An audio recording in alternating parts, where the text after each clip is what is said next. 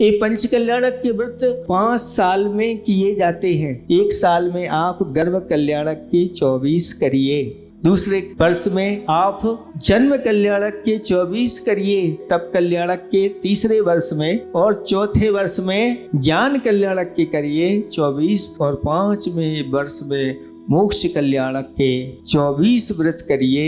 ऐसे कहते हैं कि जो ये 5 वर्ष में 120 लगभग हो जाते होंगे। 24 पंचे 120। ऐसा करने से जो ये व्रत कर लेता है, एक दिन वह भी पंच कल्याणक को प्राप्त हो जाता है, उसके भी पंच कल्याणक हो जाते हैं, और वह सिद्धों का सुख अनुपम सुख है, उस सुख को प्राप्त कर लेते हैं। सिद्धों के पास है क्या? तो आचार्य भगवान कहते हैं कि जो संसार में संसारी प्राणियों को होता है, उनसे भिन्न सारी चीजें होती है। यहाँ जन्म होता है, वहाँ जन्म नहीं होता, यहाँ मरण होता है, वहाँ मरण नहीं होता। जन्म मरण आदि रोग वहाँ पर किसी प्रकार के नहीं होते।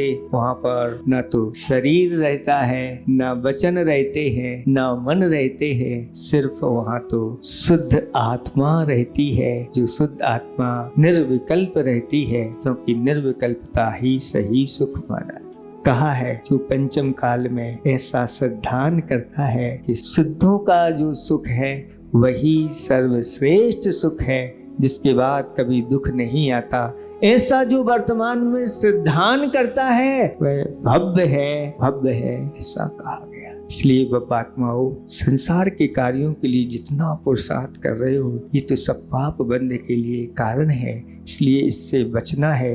ये मनुष्य गति है और बहुत अल्प आयु हम लोगों को मिली हुई है। बुद्धि भी हमारी ज्यादा अच्छी नहीं चलती कि बड़े बड़े शास्त्रों का ज्ञान हम कर सके, लेकिन बस इतना कर लेना जिसके माध्यम से जन्म और मृत्यु से छुटकारा मिल जाए।